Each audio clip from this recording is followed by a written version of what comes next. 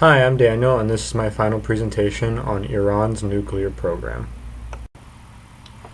I will begin with a forecast and then go into a background of Iran's nuclear program, followed by an overview of some of Iran's nuclear facilities. I will then explain the Joint Comprehensive Plan of Action, also known as the Iran Nuclear Deal. This will then take me into factors of a proliferation decision, preceded by indicators of an active nuclear weapons program and methods to verify such a program. Finally, I will discuss the pathways that may lead to a nuclear weapon and end with a brief conclusion. It is unlikely that Iran will produce a nuclear weapon in the next 10 to 15 years. This is due to the power of the IAEA inspections and the work done by intelligence agencies, making sure Iran doesn't try to surreptitiously produce or procure a weapon. It is unlikely that Iran will renege on the Joint Comprehensive Plan of Action. If Iran breaks the deal, which I will talk about later in the brief, then the international community will re-implement economic sanctions and will have no faith in Iran's ability to stay committed to a future deal. It is unlikely that other nations would help Iran produce nuclear weapons because the international community would likely place economic sanctions on any nation that would help Iran and would also lose faith in that country to keep any agreement in the future. Iran's nuclear program was started by Shah Pahlavi, seen in the picture on the right, in the 1950s and continued through the 1970s. The last agreement led to the construction of Isfahan uranium conversion plant in 1975. But the nuclear program was stopped when Ayatollah Khomeini came into power following the Iranian Revolution of 1979. He then resumed the program in 1984 while seeking assistance in completing Bushehr nuclear facility.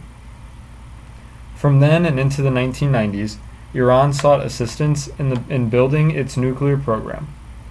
Though they only signed treaties with Pakistan and Russia, they almost had agreements with China and Argentina in the 90s, but the US intervened, pressuring Argentina and China to pull out. Iran has 18 declared nuclear facilities. These include the Gachin Natural Uranium Mine, Arak Heavy Water Reactor, Natanz Fuel Enrichment Plant, Isfahan Uranium Conversion Plant, and the Fordow Fuel Enrichment Plant, all of which Iran has used in the past. However, the JCPOA has placed limits on some of these facilities, which I will discuss later on. This map shows some of Iran's declared facilities along with descriptions of the facility. The JCPOA is an agreement negotiated between the P5+1 and Iran.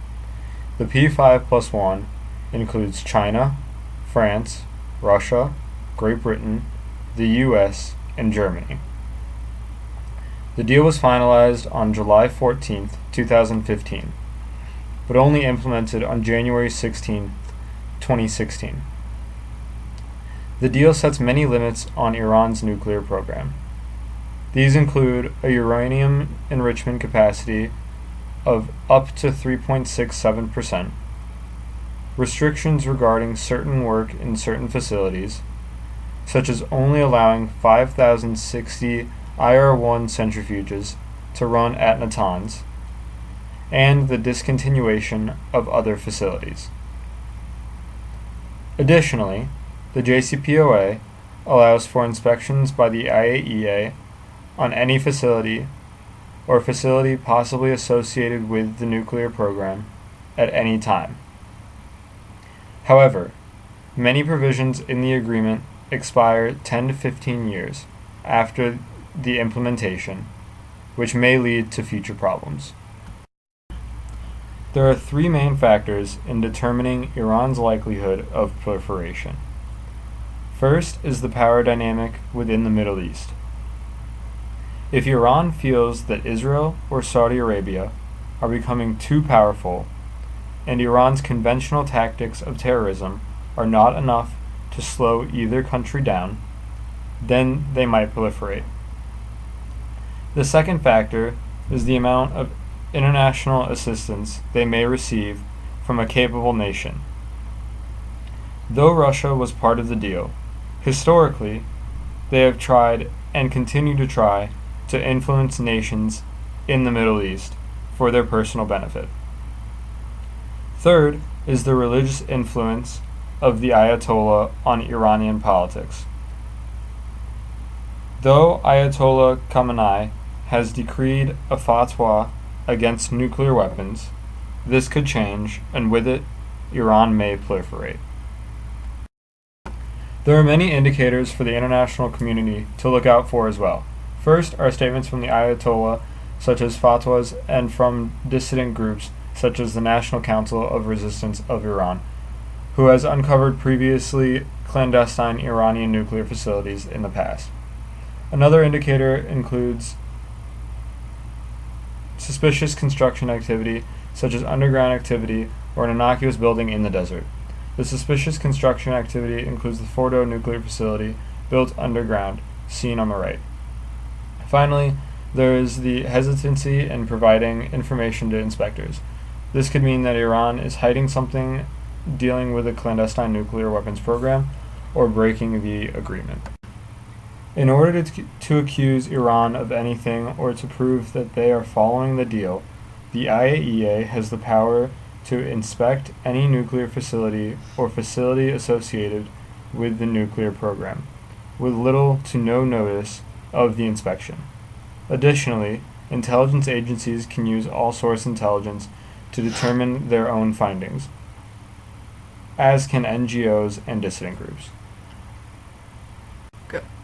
The JCPOA has essentially blocked all pathways to a nuclear weapon for at least 10 years, unless Iran follows the IAEA agreement afterwards, which means they will never have a bomb.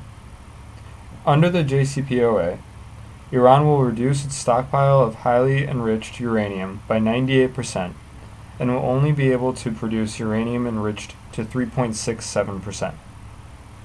Additionally, Iran will shut down the Iraq heavy water reactor, which produces plutonium.